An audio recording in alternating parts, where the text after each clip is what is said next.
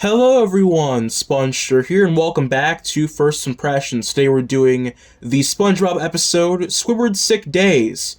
So this is the episode where Squidward fakes getting sick, so he stays home, and Mr. Krabs gets a little suspicious, so he gets SpongeBob to check up on him.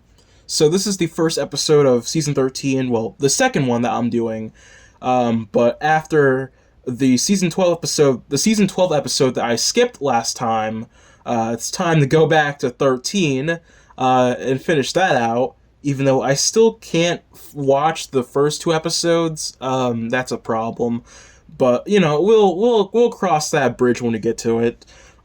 So this one is also free to watch on Nickelodeon's website. So if you, well, free to watch as in this is also available without a cable provider.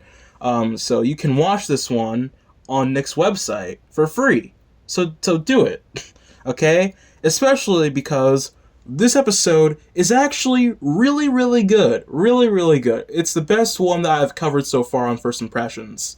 I will say that. This one is genuinely pretty great. And there are a lot of jokes that I can mention here because that is the main reason why this episode works so well, is because there are a lot of jokes that are genuinely pretty funny. Of course, I didn't list all of them because it would be a very long, lengthy list. But, you know, to highlight some, you know, there's the beginning joke, which is, so everyone, all the fish are lined up at the Krusty Krab and are yelling at Squidward.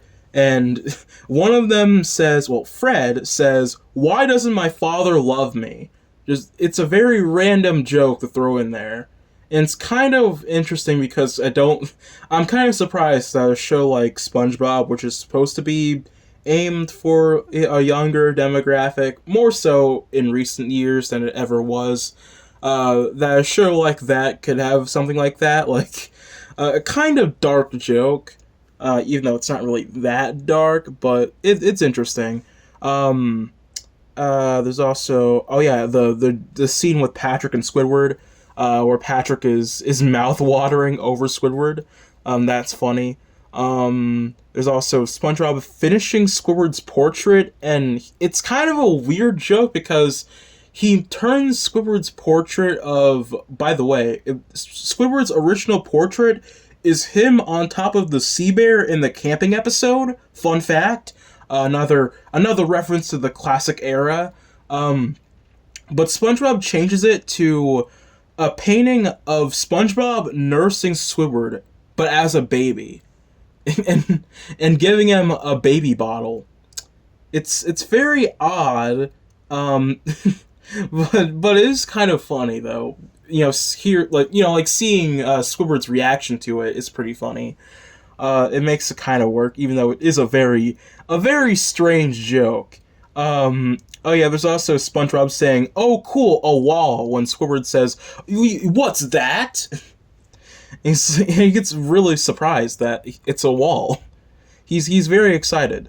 Let's see. Oh yeah, there's also Handsome Squidward. Handsome Squidward kind of makes a return here, even though it's not actually Handsome Squidward. It's a little different. He has hair, but I still count it. It's a nice. It's not a callback. I don't think it was meant to be a callback, but it definitely feels like it kind of alludes to that. That's what I like about it. Let's see. Oh yeah, also another thing, they brought back the Squidward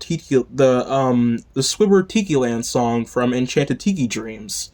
When Squidward is imagining like this peaceful place, that song comes back.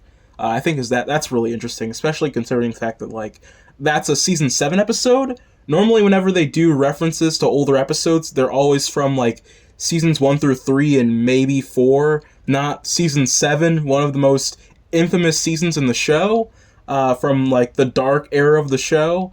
But you know, that's pretty interesting, especially considering the fact that Enchanted Tiki Dreams is a very popular episode from that era.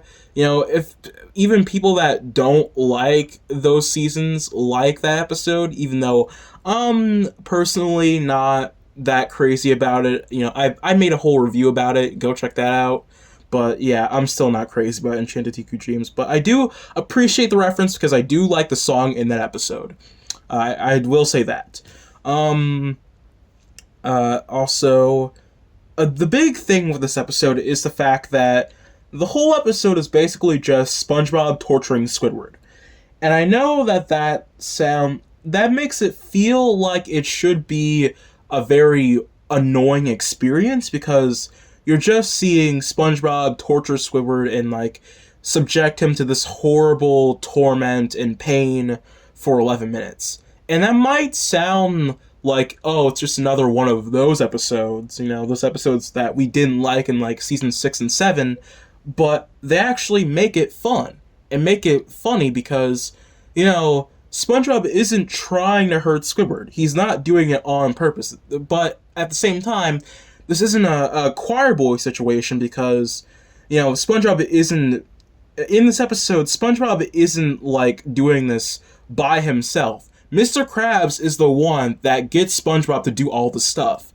So it's really just Mr. Krabs trying to get at Squidward for faking being sick.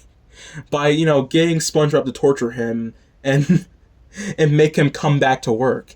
It's a pretty good plan, and honestly, Mr. Krabs' greediness here does not bother me because, you know, he is supposed to be a greedy character. You know, it's played up in a cartoony way. You know, I like it when the show is self-aware that Mr. Krabs is obviously not a very good person. You know, he's a very money-hungry CEO, but the episode knows that and is very self-aware, and that's what makes it kind of funny. But that also makes SpongeBob very, I don't want to say justified, but it does make sense why SpongeBob would be made here to torture Squidward because, you know, Squidward did try to fake being sick, even though he does kind of have justified reasons for why he wants to not be at work. But it works because, you know, SpongeBob is just an innocent person. He doesn't know that Squidward doesn't want any of this, you know. That's another thing that I didn't put in my notes. Yeah, this episode is very similar to Squiditis, of the episode in season 8. That's also about Squidward faking being sick. But the thing is, this episode is like that episode, but with a twist, and that's why it gets a pass here. I don't actually mind the fact that it's very similar, but at the same time, it's like, come on, man, like, really, another episode about this? Like, have some original ideas. But I do like how they play with that idea a little bit. You know, SpongeBob being this SpongeBob torturing Squidward and actually making it work. It's nice. It's nice. It's very innocent, and of course, it makes for a great episode. I like the jokes here. I'm running out of things to say. Because, you know, I mean, it's a lot. I didn't have a lot of notes to say here because, you know, I would just be listing every single joke that I liked, but that is just a testament to how great this episode is in terms of the humor it has, you know, the slapstick it has. You know, SpongeBob pulls out a saw on Squidward at one point. You know, what else? He also tries to put his head in water to try and cool him down from having a fever. A fever in quotation marks. You know, there's a lot of interesting jokes like that make it so funny. You know, seeing Squidward just like tortured and screaming in pain, while SpongeBob is just oblivious to everything around him. But you know, in those bad episodes like Choir Boys and I don't know, I can't even name another episode. Squid's Visit, which is also very similar to this episode. Those episodes don't work because, you know, SpongeBob isn't doing this because someone is telling him to. He's doing this just because, you know, he's annoying because, you know, the plot wants him to be annoying. And Squidward didn't really do anything wrong. But with this, it's like, okay, SpongeBob is only here because Mr. Krabs is doing it, so you can kind of see Mr. Krabs' awful scheme through SpongeBob here, and that's what makes it work and make it feel not feel like I'm watching this guy just torture this person for no good reason, for 11 minutes straight. There's an actual reason as to why I should feel like this isn't, anything but terrible to watch. So yeah, great episode. A dog just barked. Alright, overall score, 9 out of 10. A 9. That's the first time I've ever given something a 9 on first impressions. Cool. I'm a spongestur, and I'll see you guys next time. Bye!